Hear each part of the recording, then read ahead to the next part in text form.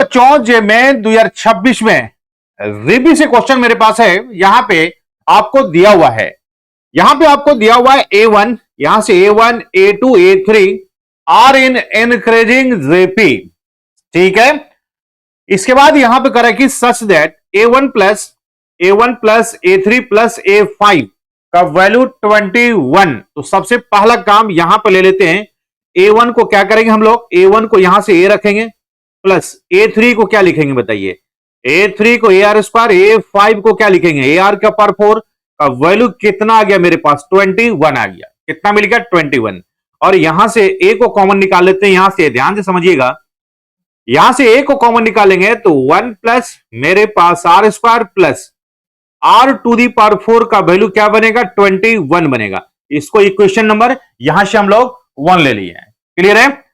अब जब इसको इक्वेशन नंबर 1 हम रख दिए हम लोग, तो देखिए यहां से अब दूसरा इक्वेशन क्या दिया हुआ यहां पे, यहां देखिएगा A1 A3 A5 का वैल्यू 64, यानी कि A1 कितना हो गया A हो गया, और A3 क्या हो गया AR स्क्वायर हो गया, A5 क्या हो गया AR का पावर 4, इसका वैल्यू कितना दिया हुआ है 64 दिया हुआ है। इसको सिंप्लीफाई कर लेते हैं, यहां से देखिएगा A इंटू A, यानी कि यहां से A क्यू हो गया, R टू दी पावर 6 का वैल्यू कितना हो गया यहां से 64 हो गया। क्लियर हो गया। और इसको हम लोग क्या लिख सकते हैं, ध्यान से देखिएगा, AR स्क्वायर पावर क्या लिख सकते हैं 3 का वैल्यू 64 को क्या लिखेंगे अब 4 का क्यूब, यानी कि यहां से AR स्क्वायर का वैल्यू क्या लिख सकते हैं यहां से 4 लिख सकते हैं। ये मेरे पास यहां से दूसरा इक्वेशन आपके पास बन गया, दूसरा इक्वेशन। तो अब यहां पे देखिए करना क्या है, 1 और 2 से A और R का वैल्यू को सबसे पहले यहां से हम लोग निकालते हैं। निकालिए। अब यहां से देखते हैं, यहां से आप यहां से देखिएगा, पहला इक्वेशन मेरे पास ये है और दूसरा इक्वेशन मेरे पास ये है। यहां से क्या करते हैं इक्वेशन 1 को डिवाइड कर देते हैं, इक्वेशन 2 से यहां से हम लोग डिवाइड कर देते हैं। अब जैसे ही डिवाइड करेंगे, ध्यान देखिएगा, जैसे ही डिवाइड करेंगे तो मेरे पास यहां से ये होगा, यहां से 1 plus R square plus R to the power 4 होगा, और इधर 21 है तो 21 होगा, और यहां से देखिए क्या होगा डिवाइडेड बाई यहां से AR स्क्वायर है, तो AR स्क्वायर है तो क्या लिखेंगे यहां से AR स्क्वायर लिखेंगे, और यहां डिवाइडेड बाई 4 है। देखिए ये कैंसिल हो गया, मिल गया। हमको चाहिए क्या, हमको A और R का वैल्यू चाहिए, सही है। तो यहां से देखिएगा A वाले टर्म हट गया, मेरे पास जो इक्वेशन आया सिर्फ और सिर्फ किसमें इक्वेशन आया R में आया। इसको क्रॉस मल्टीप्लाई करेंगे तो मेरे पास देखिए क्या क्या बनेगा, ये 21 R स्क्वायर, यहां से 4 प्लस क्या बनेगा यहां से 4 R स्क्वायर, यहां से 4 R टू दी पावर 4 बनेगा।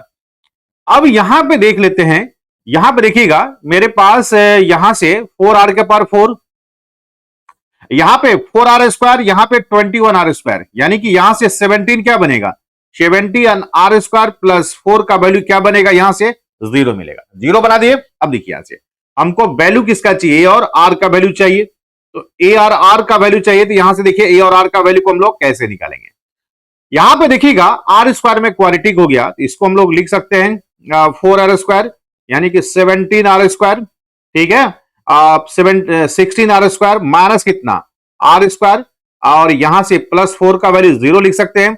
यहां से 4R स्क्वायर को कॉमन निकालेंगे, तो 4R स्क्वायर को कॉमन निकालेंगे तो मेरे पास देखिए कितना बनेगा, तो मेरे पास यहां पे देखिए 4R टू दी पावर यहां से 4 है, तो 4R स्क्वायर को कॉमन निकालेंगे तो R स्क्वायर माइनस क्या बनेगा 4 बनेगा, यहां से भी R स्क्वायर माइनस 4 का वैल्यू क्या बनेगा 0 बनेगा। बना दिए। अब चलिए यहां से, तो यहां से थोड़ा सा इसको हम लोग आगे बढ़ा देते हैं।